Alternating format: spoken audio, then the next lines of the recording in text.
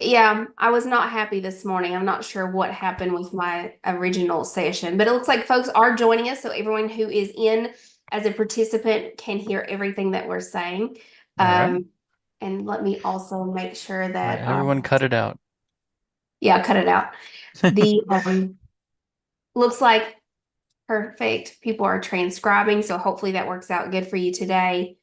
I'm going to also make sure we record this session as a backup on the cloud for us. And we're good to go. Okay, so it looks like we have about 108 participants in the room today. So Oh, those of you who joined me earlier this morning, you were heard from myself and Dean Thompson for the College of Engineering overview session. So thanks for joining us again. Today's session is the College of Engineering session specifically around our computer requirement, and we have experts here from our college IT world who will talk to us about the computer requirements and other additional details about the support that's provided to you as a student. So in the actual Zoom world today, you will have the ability toward the end of the session to use the question and answer feature. And I'm just here to facilitate as kind of a host of the session, but I will not claim to be an expert on any of these areas. So the experts we have is Jeff Phillips in the room and David Alvarez, and I'll let you do your introductions and all that stuff later. Do you have any slides or details you want to highlight or showcase today? yeah, I have a slide deck. I figured I'd just share it when you make that available, if that Yeah, works for you. that's my fault. So sorry. You should have access Oh, now. I meant when you make it. We're at the Oh, point in the meeting. I haven't actually checked okay. to see if Oh, no, that's good. No worries. So those of you who are as participants in the room, hopefully you're a first time in college student in the College of Engineering or a transfer student or a family member. So we welcome you to this session to hopefully address all the questions you have, specifically focused around the computer requirement.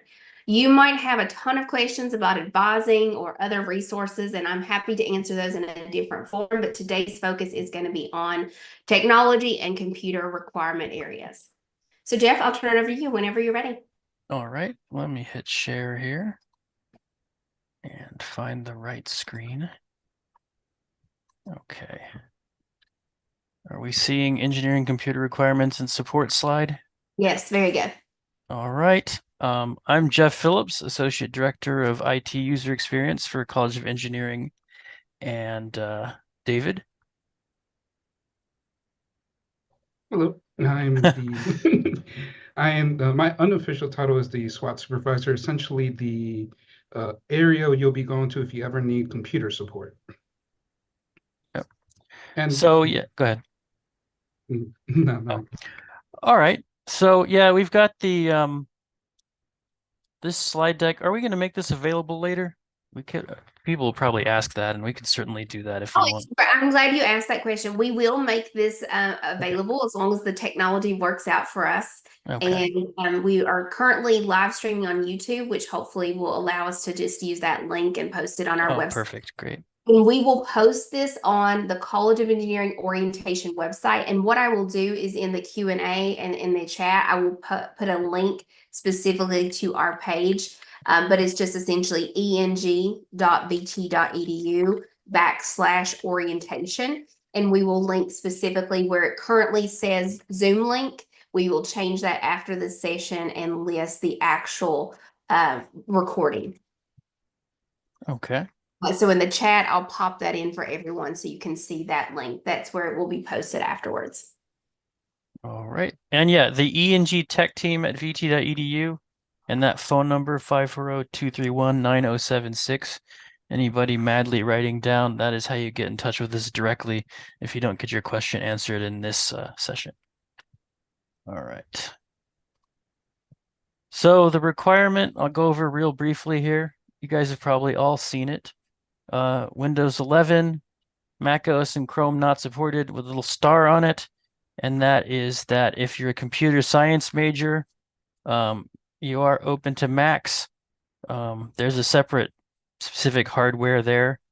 The link down at the bottom, eng.vt.edu/it/requirement will take you to all of these and more details.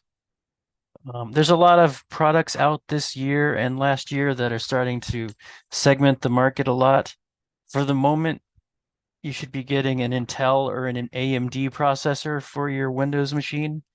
They have a couple of Windows machines now that are called what's the Microsoft one? The Copilot Plus laptops.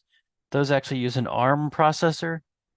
There's nothing wrong with an ARM processor and there's nothing wrong with a Mac, but the software that runs on Windows tends to have to be rewritten to use a new processor type, and not all of that has happened. So some of the stuff that you'll be using in your classes may not run on a newer, theoretically even faster computer. And of course, the right tool for the right job. If you can't run your software, it doesn't matter if your machine is faster. So memory has gone up to 32 gigs of RAM this year as a minimum. Storage is 500 gigs of hard drive. And we do recommend, it's actually, quote, required, to have a 4-year with accidental damage protection warranty. David, you want to talk about what happens with their warranties? Yeah, so generally you'll have, if you have a warranty with your device, either they will come out. I know Dell and Lenovo will send out technicians to come out to repair the device themselves, or you'll have to send out the device itself out for repair. Usually that means it's about a 2 to 4 week turnaround time, during which time, as long as you're an engineering student, you can come to SWAT and receive a loaner from us, as long as you have that proof of repair showing that your device is being repaired. Yep. All right. So graphics cards this year have been included in the requirement because many of the professors and technical folks at the departments requested that. A lot of the software does a lot of visualization. You start out your first year using SolidWorks, which does a lot better with the graphics card. And then you get into even more complicated stuff, a lot of the Autodesk products, things like that.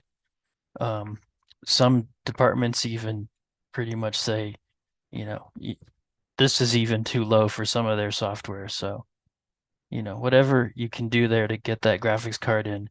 And the graphics card and the RAM do raise the price, but we're trying to work on that with the vendors and things like that. We have a new thing as well this year. Google and Microsoft have ended their free storage forever and unlimited amounts. So now we're recommending that if you want to back up your stuff, you either get an external SSD drive to back up to. Of course, that requires physically thinking about, all right, it's time to back up my stuff, once a week or something, or whatever you're comfortable with, and making a backup. Or you can use some kind of cloud service like OneDrive from Microsoft or iCloud from Apple or Google Drive. And then, if you store your documents there, then they'll be there. If you store them on your local machine, you'll need to remember to copy them there. So that's going to be a little bit more overload on the users this year. Yeah, but it was going to cost the university millions of dollars to pay for software or for storage where previously it cost $0. All right, so let's start talking about purchasing options and things like that. I'll just get to the bundles later. Computers are not directly sold through Virginia Tech or through the College of Engineering.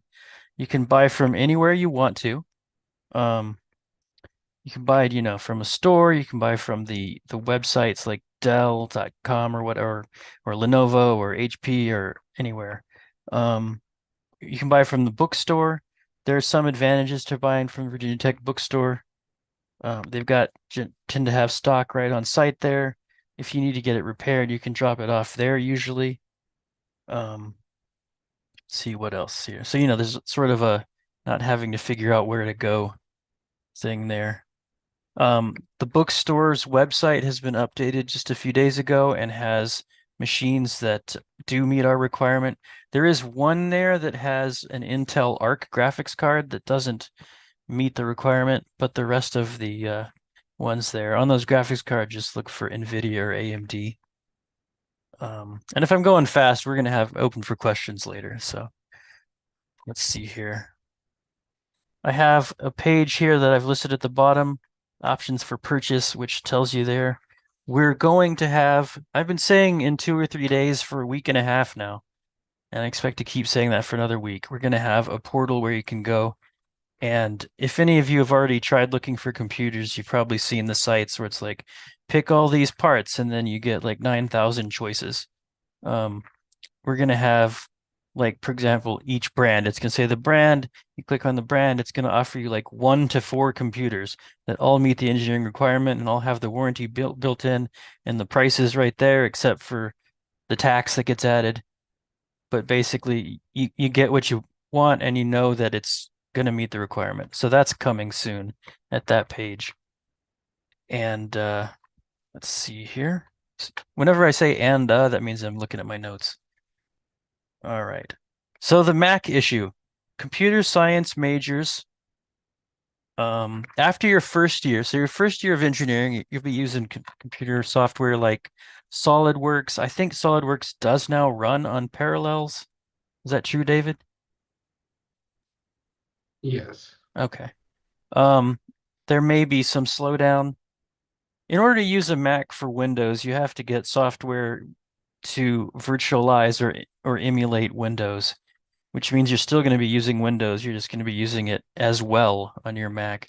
And so you'll end up, having 2 different kind of setups on the same computer. It's possible to succeed in engineering often with a Mac, but it's going to be just a heck of a lot better experience if you just I was a Mac user until 2017 from 1995, before your parents were born, probably. I'm kidding, but it was that long. And I just gave in and went to Windows because the software that I need runs on it. So that's definitely easier. However, for computer science majors, once you get past that hurdle of the first year engineering courses, a lot of folks that just program and do the kind of work they do there really do like their Macs, and there's no reason to not get them if you're CS. But some of those other majors, you may have a rough time. So, we talked about the warranties already. Again, your average, if you break a screen, you're talking $500 to $900. So it's sort of if you can afford not to have a warranty, then you kind of know what you're getting into there. Talked about graphics cards. Video conferencing tools is straightforward. Most laptops have a microphone, speakers, headset, camera. Pretty much, if you see one that doesn't have a camera, avoid it, because you'll probably be doing some classes or even some sessions of some classes online.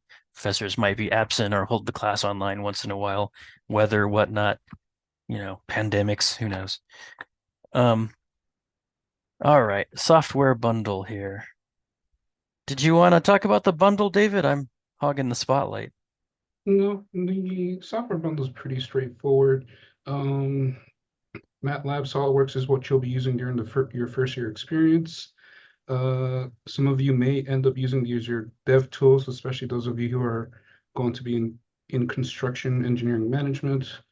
And let's see here, SAS and CATME, I don't see that often. Let's see what else here. So pretty much there's 2 bundles. The questions we usually get are, what do I have to buy? There's 2 bundles. The university sells a bundle, which is called the undergraduate software bundle. That is every student at Virginia Tech, not just engineers. That includes Microsoft Office and Windows. And we often get asked, do I have to buy it again? And unfortunately, the answer is yes. Every student at the university has to buy Windows and Office. You do get that the entire time you're here, so you don't have to buy it again. If Windows 12 comes out while you're here, you'll probably upgrade to Windows 12 with no cost, etc. Whatever Microsoft Office versions they come through, you get all those as well. So the bundle prices are one time in your first year, and they last until your undergraduate degree is over. So it's not a yearly price. Those prices say 2023 price because that's what they were. Every year they change by a couple bucks. I think a few years ago, the undergraduate software was like 70 something and the engineering was like 88. So it just fluctuates a little bit, but we haven't heard anything about a significant increase this year. Yeah, so the other one then is the engineering software bundle, which David told you roughly what's in there. That is specific to engineering majors. And so most of you folks will have to be purchasing that. The way you get your software, you get billed for the undergraduate bundle. You may have already been, or it's coming soon. That's one for every student. And then you just download that software from online at various, or not various, at network.software.vt.edu. The engineering software bundle, I think you get billed for that like the last week before classes, and then you start downloading that the first week of classes.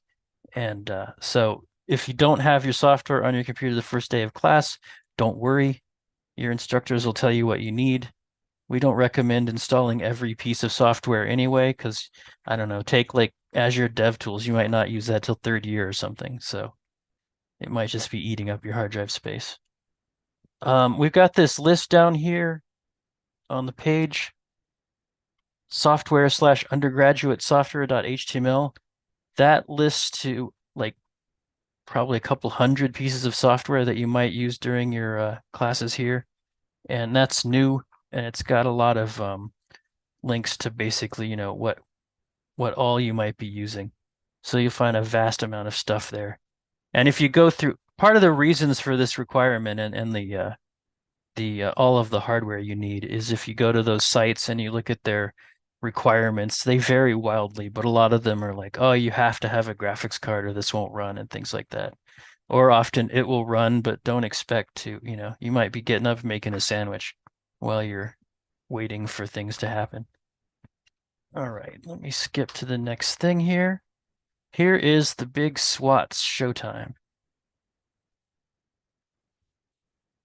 All right, so a basic overview of the services that we provide at SWAT is boils down to between software support and hardware diagnostics. So if you need assistance with installing any engineering software or any software that you might need for your courses, you can come either visit us in person or schedule a virtual appointment with us by sending us an email. For hardware issues, you're of course welcome to submit a ticket on our website, but please do come in as hardware issues are best diagnosed in person. If we find that your device would require repair, we would refer you to either a local repair shop or your manufacturer if you have a warranty with them.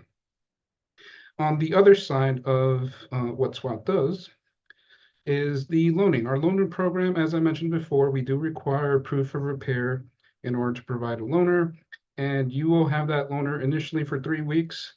If your device is in repair for longer than that, you can get an extension. And we do have our contact information down there. Our email address is the easiest to remember. It's just swat@vt.edu. That inbox is checked daily, so you're more than welcome to send emails there for any issues you might have, or any questions you might have. Issues will be turned into tickets, so you might receive a response in a different format than a regular email.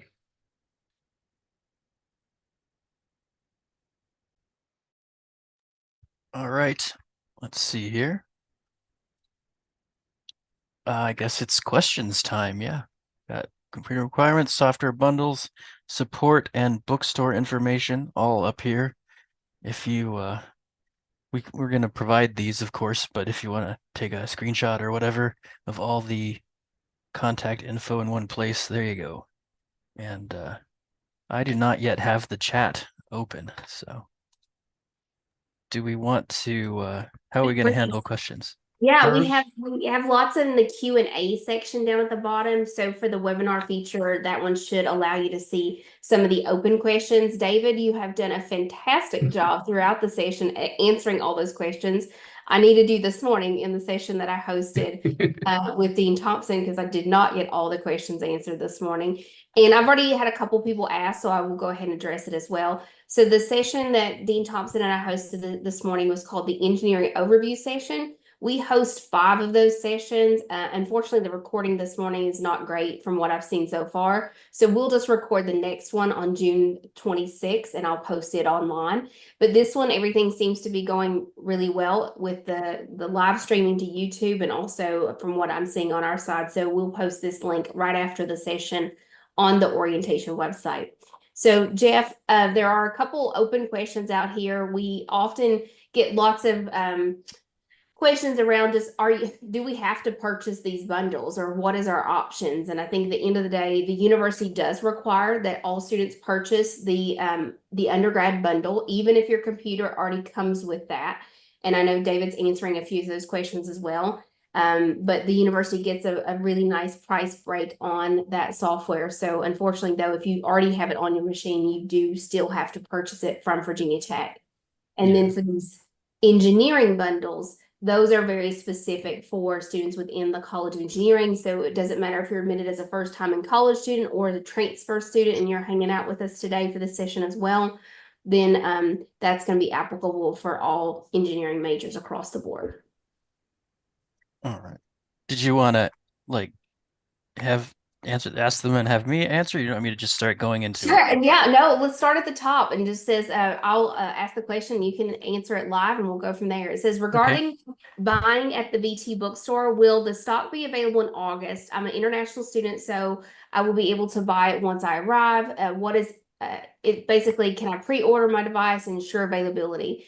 I'll kind of address that as well. We are hosting a session on the 26th. It's the next session that we host on Wednesday with Hokie Shops. And so they can specifically address their availability and their supply.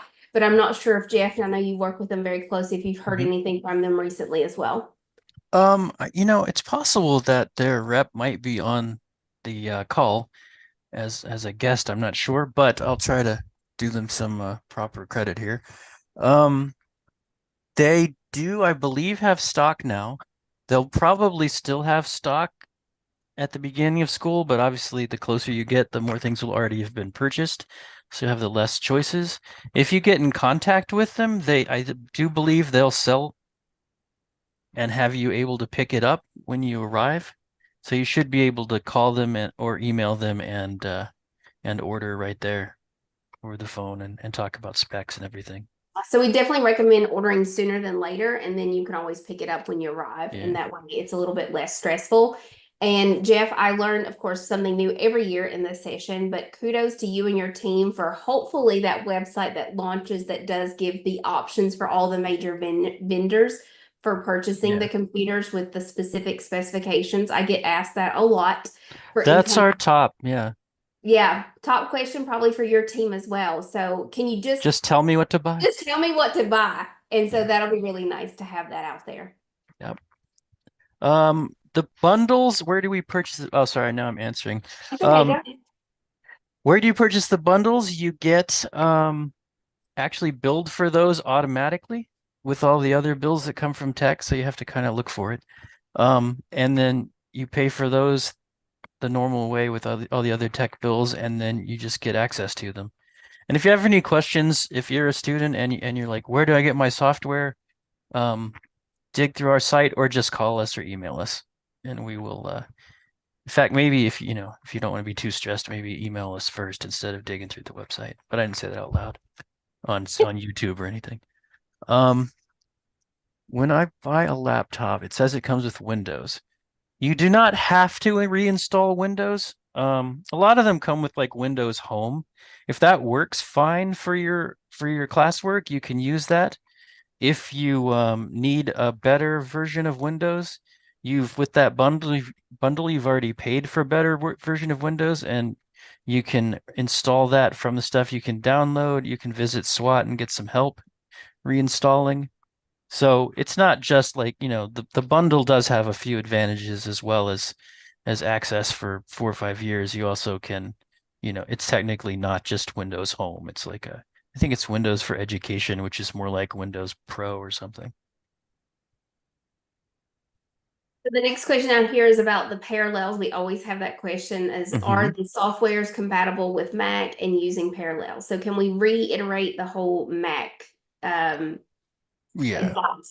So the answer to the question is mostly, and that's why we try to avoid saying yes there because you're gonna have a different experience. I don't know how many folks have run Parallels. If you're already on a Mac and running Parallels and like whizzing by and doing well with it, I'm not gonna come into your dorm room and be like, "Where's your PC?" But if you are not using Parallels already, if you're not comfortable already with running two operating systems on one computer and switching between them, it's just not something that we recommend adding onto your plate. You're just gonna have a better time. The what do you think the 90-95% of the software works? Something like that, David? Yes. The Yes. question is which and what day and you know. ANSYS is the software we've had issues with, and I believe mechanical engineering uses that and maybe electrical. Yeah, there's quite a bit of stuff used by BCE or Building Construction Engineering that only runs on Windows as well. And also with virtualization and emulation, basically things slow down. You take a really fast processor and you tell it, all right, I'm gonna translate everything on the fly as I talk to you. And so it's gonna be a speed hit. So that's and the graphics cards, especially transferring from one graphics platform to another is also kind of weird. So unless you're really set on it, like if you're not, just we would avoid it, honestly. Yeah, I think that's kind of the whole, Yeah, we often get these questions, and I think we're trying to provide the best advice possible for right. also a duration of 4 to 5 years. Yeah, And that's kind of why the recommendations are what they are, on the requirements, I guess I should say. yeah. So, again, lots of questions about the whole, I already have Windows on it. Do I have to pay for it again? The answer to that short story is yes, you do have to pay for that again, but if whether you reinstall it or keep your version depends on the user experience that you want. This is a great question that is also about the screen size on the in classroom use. This is how important is screen size for in classroom use? SolidWorks on a 15-inch screen seems not fun, but big screen means heavier and shorter battery life. Do you have a favorite minimum screen size and resolution maybe for mechanical engineering intended major students? My favorite thing is to get whatever I'm comfortable with and then buy a cheap external monitor to put in my room. That's what I've done in the past. Um, do your students that come in have a favorite size, David? No, it ranges from 13 to 16, the occasional 17-inch with gaming laptops. Yeah. I mean, yeah, it just basically depends on what you're comfortable with. Like I said, and this is not part of the recommendation. This is just preference. I would get something that was like in the 14 to 15 range myself if I had to right now. In fact, I do have a 15-inch laptop. And then I rarely need, to plug in, but if I do have to plug in, I just get another, I have an inexpensive monitor on my desk that then I have two screens. That's a good answer if you have a 13-inch screen and you don't want to carry much more than that around. These gaming laptops, if you get a good backpack and you want to build some muscle, you know, take your gaming laptop to class, bring the charger as well because you'll be needing it after a couple hours, as I'm sure you gaming folks know. They do eat the power. But it's really personal preference there. I think a lot of students like that external monitor as well. I think that's a Yeah. good alternative. So the next question in here is mainly around it says, I have a laptop right now, and I believe I don't have a warranty anymore. And it's the NVIDIA GeForce, and it's got the specific specs there for you. And the RAM is a bit short, but it can be upgraded to minimum. It also uses loud fans for full performance. Is it recommended to buy a new laptop? I'd be surprised, honestly, if the processor is new enough on a machine that's warranty's already out Although it does have a pretty decent graphics card, so it might not be too old. It may have just come with a short warranty, or I mean, in those kind of questions, I sometimes like to say you can start with it because if you have a Windows machine that you think the hardware is compatible, you can always start with it and then you can buy one later, you know. Right. I think that's a good suggestion. Yeah. It says that I've heard from BT students that it's ideal to have a touch screen or to be able to take notes on the computer. What do you generally recommend? So that's personal preference again. At one time in the past, which has been 5, 6, 7 years now, having a tablet with a pen was the requirement. The software that made that part of the requirement got discontinued and stopped being used much. So that's hasn't been a requirement for years. However, it is nice to be able to write. Some students, if you use a pen, if you use a touchscreen, actually, I think that just a touchscreen is almost useless. I think a pen is really pretty handy to take notes with. If you have a touchscreen that you just use your finger, that's not very good for taking notes. But yeah, I mean, taking notes is good. I think it's going to be hard to find 32 gigs of RAM and a graphics card and the pin in the same computer. Those have always been tricky to find in one machine. And so that's a useful feature, but I think you're going to get more use from your computer by having all of the proper hardware. If you got the money and you can find a machine that does all of it, then by all means, it's cool. But yeah, I'd say that, note taking, if you've always taken notes on paper, you could probably keep doing it. Some of these questions, I have opinions, but again, it's personal preference. And of course, we got the question, we get lots of them, and I've kind of addressed it as we're answering it live and then closing those out about the specific computer recommendation. So at the end of the day, we can't say we, recommend one brand over another brand. We're just trying to make sure that you understand the minimum specifications across the board. Now, of course, if you talk to one of us offline and not in a public forum, we might give you our suggestions on what we prefer, but it's also preference, right? And I do the same thing. Last year, I bought myself a personal laptop. I came to Jeff and said, "Hey, what do you think about this machine?" So the same thing when it comes to just personal preference around your actual machine. But a really good question we did have also pop in is like, in general, can you give us a range for how much we should expect to pay for a computer if we are following these guidelines with the various vendors that are out there? I think we're looking $2,000 to $3,000 this year. It's gone up from last year. It may be slightly less through this portal for some of them that we're working on. It may also be slightly less. Like I would suggest if you're really trying to get the best deal, like find the company you like and call their 800 number and go, "Hey, I want a computer with these specs and I'm a student. What do you got?" That's the best way I've found to get the real deals. So as you can see in the open question, there's one that Yeah. has 5 questions. I'll let you kind of start from the top if you want and work our way down. Sure.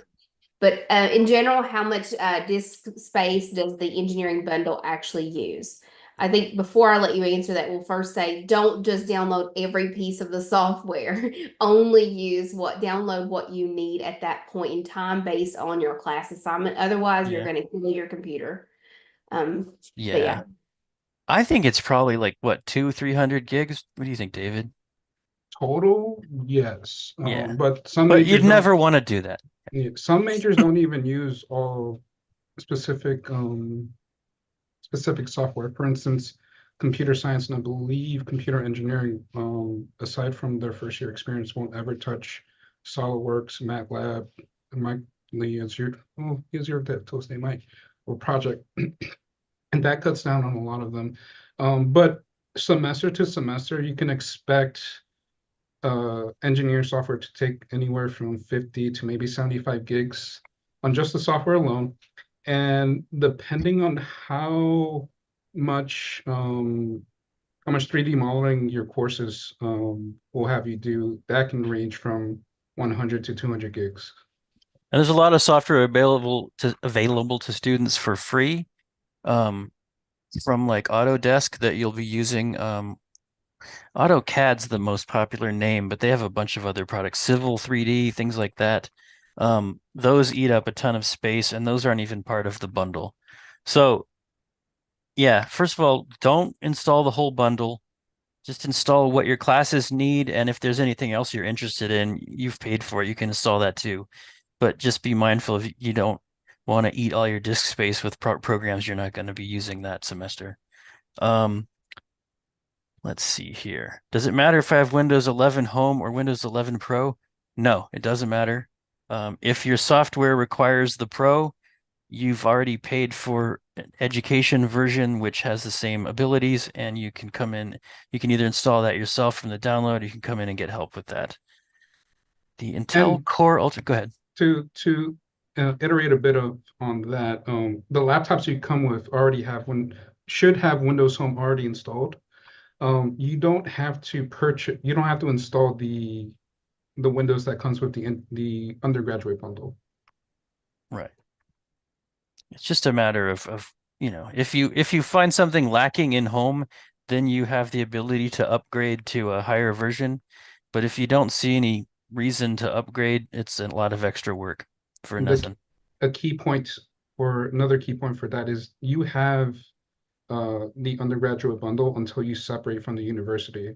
You'll sign a campus agreement that states that you agree to stop using the software provided with the undergraduate bundle when you separate. So just keep that in mind if you do decide to install Windows Education on your devices. All right. Core Ultra 9. A Core Ultra 9 is the 2024 versions of what used to be called the Core i9. And that is the Ultra 9 is a x86 processor. I'm talking in gibberish here. But basically the answer is yes. That is supported. A question we often get from international students is about power. So it says, I'm currently based in the United Kingdom. If I purchase a computer from here, will there be any problems with the US style power supply? I honestly don't know. I haven't gotten that question before. I answered Go ahead. a question similar to that. What I said was that I recommend reaching out to your manufacturer. They will usually have they'll usually sell international adapters that would be compatible with your device. And it's always better to get it from them, because if there is a power issue that damages your device, you can go to them and say, hey, something I bought from you damaged my device. I would like support. Great advice, David. Thank you. So the next question on here is there any other computers besides the Mac OS and the Chrome OS that you don't recommend or don't have on the list of do not buys? The do not buy list basically is it has to run Windows or don't buy it. So anything else, if you buy something that comes with Linux and you can install Windows on it and it meets the requirements, that's fine. If you buy a Chrome OS machine, I haven't heard of a successful way to get Windows to run on that. So that's why that's quote blacklisted. Macs aren't really blacklisted, they're just a lot of extra work. And like, for example, we're talking about the software, for example. Yeah. Like if you get a Mac, for example, and you're running Parallels, then you're going to have storage for 2 sets of operating systems, 2 sets of applications that are installed, the Mac side and the Windows side. And then, so, it's just, you end up spending money. But let me see what this question leads into this question here. About all right, for CS students to get Macs, would we still have to run Windows setups for those the first year? Yes. Your first year, you'll have to install Windows on your Mac with something Parallels or similar software and use some of your system resources and storage. So that's part of the reason why it's as big of a deal as it is because the majority of the engineering software requires being run on Windows. It's not so much that we require Windows itself, is that the software, the only thing it will run on is Windows. So you get a Mac, you have to install some way to run Windows software on it. Hopefully that wasn't too complicatedly stated. And there's a couple questions, and so I'll group them together too about storage and recommending, like, do you recommend higher storage amounts that might avoid the external drive?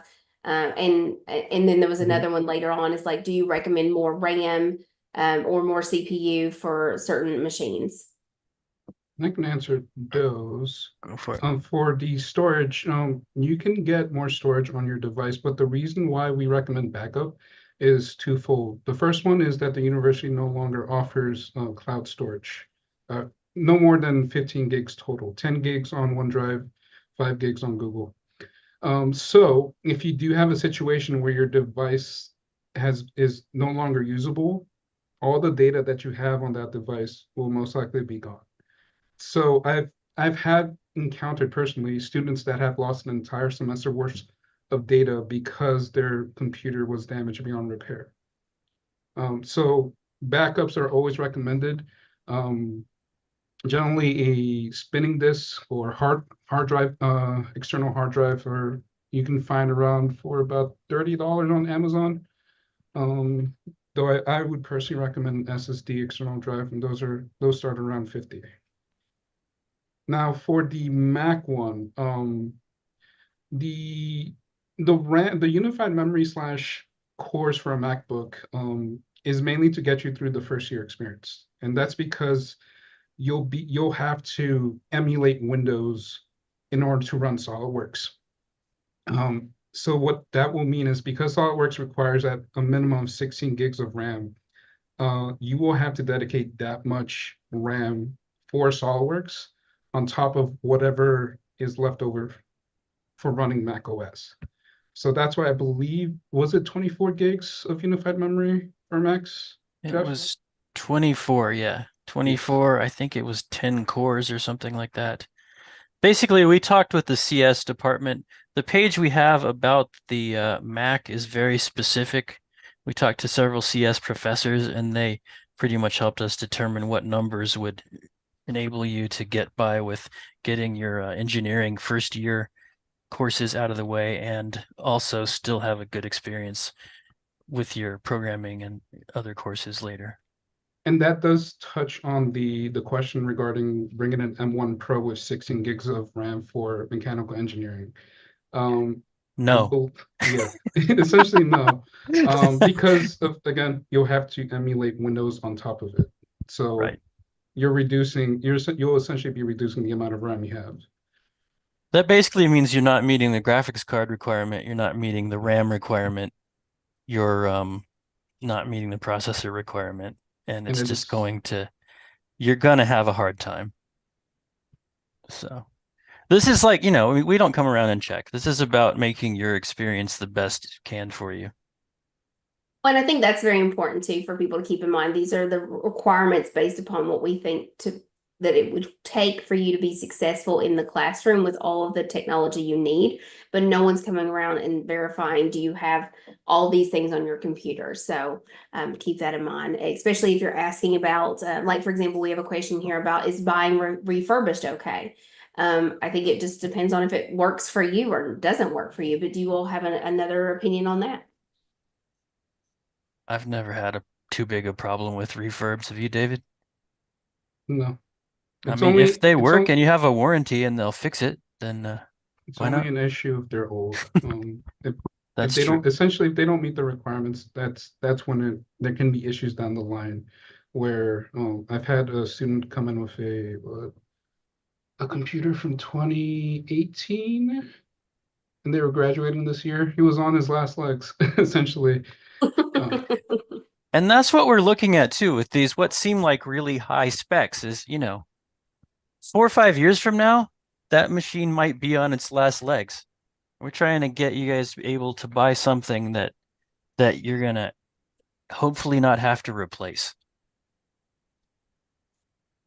The next question on here is just to circle back on the brands, and it said, you of course said that all the brands are okay, and it says just to circle back on the 5 models on the Virginia Tech Bookstore website, all okay except for the Intel Arcs graphics card Dell models.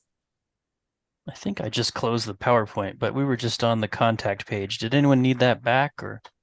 No, I think we're good, Okay. but we can see your screen. That's all right. I'm just going to look up the bookstore. Very good. All Then right. while you pull that up, I'll also address the next question. It says, do engineering students use tablets if their tablets are not touch screen for taking notes? I think it goes back to kind of personal preference on what students choose to do and not do. I've seen in classes, observing classes, students taking traditional notes on paper. So I think it really is the preference of the student on what works best for them. All right. I'm an electronic note taker, so I do like that feature, but again, my colleagues are not, so. We have several in the office that do it and several of us that don't, and it's just personal. Yeah. So Thank you. yeah, Thank you, 13th Latasha. gen, 60. Oh, is Latasha here? Yeah, she responded. Awesome. The Oh, Dell great. is She being did. removed. This is Latasha. That Dell is being removed today. So Awesome. Oh, did she put that in the chat? yeah, she just put that in the chat. Fantastic. I thought she might be here. Yeah, I thought I put her in as an alternate host. So if you are here, I'm not sure why it's not letting you in, but I'll fix that. Latasha is the bookstore rep, by the way, in case everyone's wondering what we're talking about. Yeah. All right, so she's gonna fix that. So that's good. I'm not really Okay. sure I understand the next question. So maybe the two of you can help Yeah. me out here. What are the needed peripherals? Everything that the computer that you have to have comes with the computer. Some people buy printers. That's not as popular anymore. A peripheral that people might like is, like an external drive for backup. That would be for backup, by the way, not because you need more space. Like if you need more space, you probably want to get it built in. The point of an external drive is to back up to. You might want a mouse or something if you don't like trackpads, but there's really nothing that's, you might want an external monitor if you like more screen space. But as far as required, nothing's required. Honestly, I obviously I'm not a student anymore, but I would tend to wait and see what I needed and then get it later once the need arises as far as extra pieces of equipment. Does anybody else have any thoughts on peripherals? I don't think so. I can't really think of anything else that you might need. Yeah. Laptops in the future, would I have to buy it from a source outside Virginia Tech? As I'm guessing they won't be in something like the Hokie shop. I think anybody who wants to could technically go in the bookstore and buy a Yeah, computer. absolutely. Yeah, anyone can Yeah. go to any shops or any bookstore on campus. Yeah. There are public access to all of those resources, and they would, of course, have the newest versions of that in the future as well at the Hokie shops. Oh, And they have shoot. several locations that you could go to. Looks like Latasha's not able to talk, but she's Anyone of can these questions shop. would be We're good. happy to help. That's right. Yes. All right. Is the Ethernet VT good? Do they even have Ethernet ports in their rooms anymore? Some dorm rooms do. Oh, that's a I great wouldn't question. count on Ethernet because, like David said, some dorm rooms have it. If you take a computer to class, there's definitely not going to be 50 Ethernet ports in the room. So If we yes, use, installing a wireless networking card would be recommended. yeah, parallels and emulators are planning to. More strong suggestion to sell the current computer and go to Windows. I know that aerospace is probably more AutoCAD program type major. Mac M3, Mac Pro. I hate to tell anybody to sell their computer, but I think you're going to be more successful in that major with a Windows machine. I Right. agree. Yeah. A desktop with currently configured as wired. Oh, that's the one we answered already. I jumped one. Yeah. It's okay. All right. We're good. All right. So it looks like we still have 89 of you hanging out with us. And Latasha, I apologize, but I have figured out how to move you in the room if you do need to talk and want to talk. Hopefully that works for you. But like I said, we will host a session specifically for Hokie shops, and it'll be in 2 weeks. Next week will be a holiday for the university, so the university closes on Wednesday. But on June 26th, we will host a special session for Hokie shops to learn all about, of course, computers that are available, warranty services, books, textbooks, all the things there, and also, of course, additional supplies, apparel, lots of cool things you can buy to be a Hokie. Is there anything else you want to say there? No, I think that's great. Awesome. If you do still have questions, feel free to pop those in the question and answer session. We'll hang out with you as long as we need to.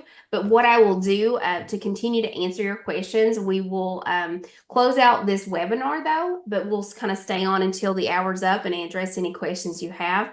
But just want to thank you all so much for joining us today as part of the College of Engineering virtual orientation sessions.